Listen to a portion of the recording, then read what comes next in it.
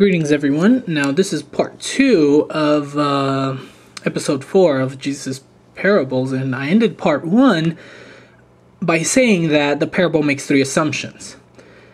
That the widow is in the right and is being denied justice, that the judge doesn't want to serve her because she has not provided bribes, and that the judge prefers to favor her adversaries because he is either powerful or provided bribes.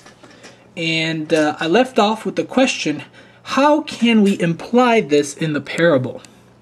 Well, the judge stalls and refuses to render judgment on the matter, thereby violating the Torah.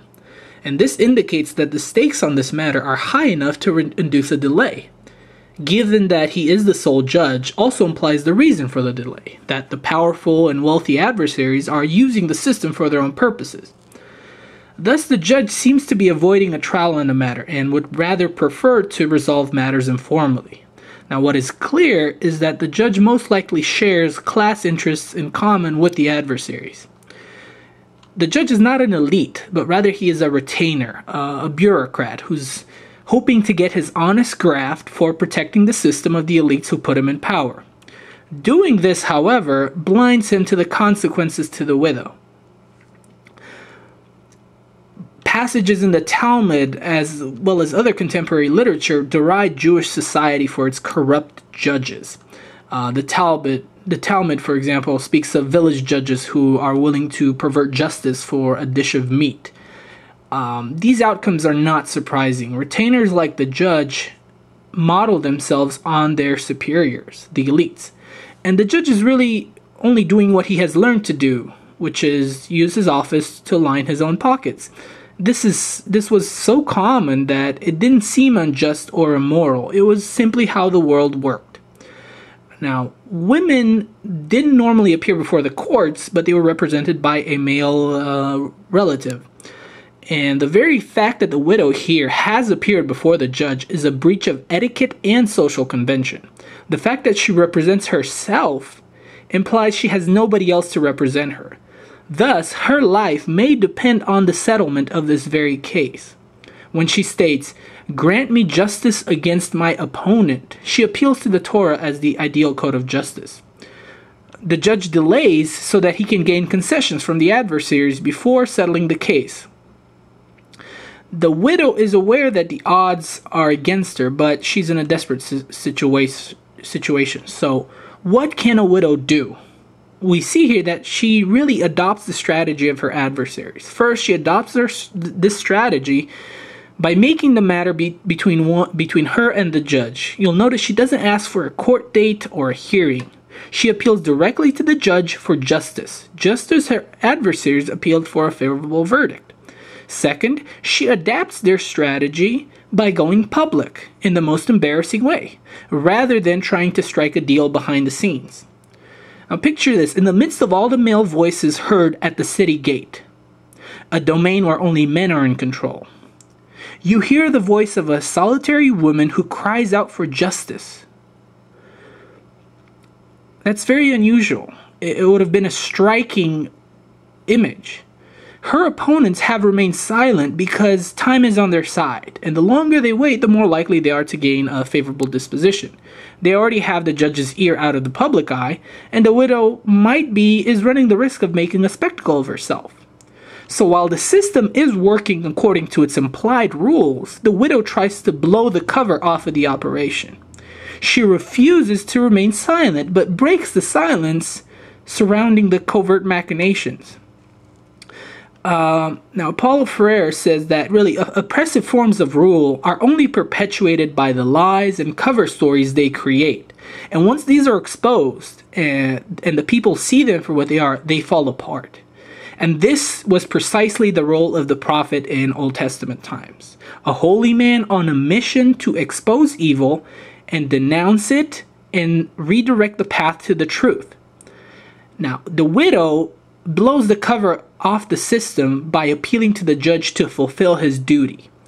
To denounce the judge for being corrupt would risk alienating him, which, considering his reputation, would achieve little anyways. So she calls for accountability. And this reversal in roles has an amazing effect, but it's not accomplished easily. It takes constant nagging and harassment to break the wall of silence and uncover the truth. The judge even admits that she will wear me out with her continual bruising. And this Greek word denotes an aggressive, active widow. Now, too many widows accept the inevitable and submit to the injustice of the system. But this widow is different. She knows that she cannot appeal to the judge's compassion or honor, so she just keeps pounding away by pestering him. Kind of like a boxer. She doesn't appeal to his idealisms, but rather to the limits of his expediency. Even the judge has to decide that perhaps it's too costly to continue the stalemate. Her adversaries are stalling for time so that they would only give up as few concessions as possible to the judge. But on the other hand, she is pestering him publicly. So the widow is essentially forcing the judge to reevaluate the cost-benefit ratio of her case. This judge may be unjust, but he knows when to cut his losses and move on. This is how we see that limit acts can change limit situations. Now, there's another dimension to the judge's decision. He lives in a dyadic society where his value is equivalent to his value in the eyes of others. So, although he's clear about his role as a judge, he still has to wear the mantle of justice in public and keep the cover story alive.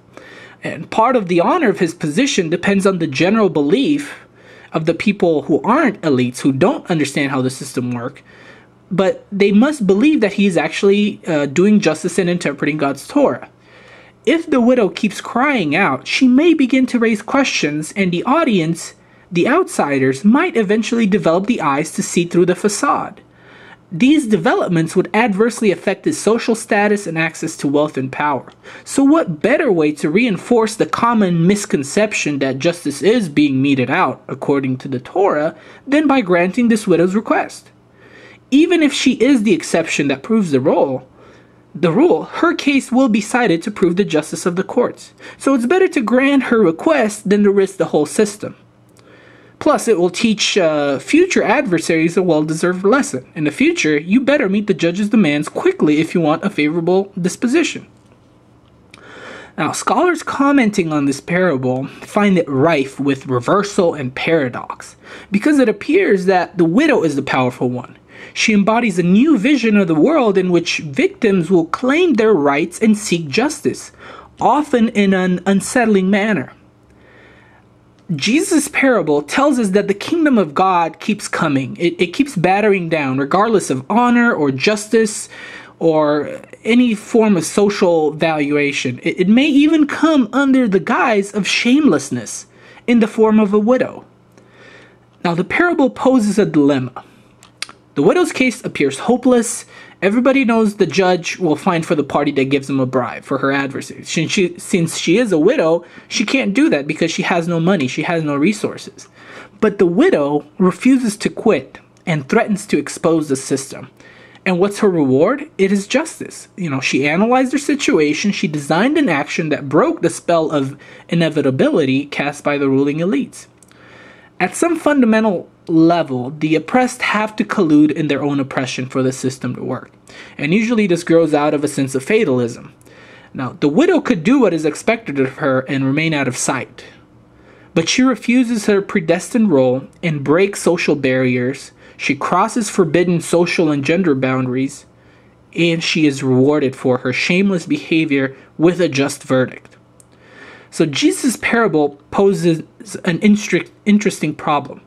Perhaps the strongly sanctioned social boundaries that we have in society contribute to the systematic oppression. How can they be changed? Why does the very behavior listeners of Jesus' parable consider shameless result in a just verdict in accordance with the Torah? How can what is dishonorable produce justice? And this is why the parable implies disturbing proposals. Those of flaunting social convention, departing from the patterns of behavior, accommodating systems of oppression. So is it any wonder that Jesus was looked down upon by religious authorities when he dined with tax collectors, healed a foreigner slave out of astonishment of the Romans' faith, or spent time with sinners and prostitutes? When they criticized him for breaking bread with the unclean, Jesus said that it's the sick, not the healthy, that need a physician.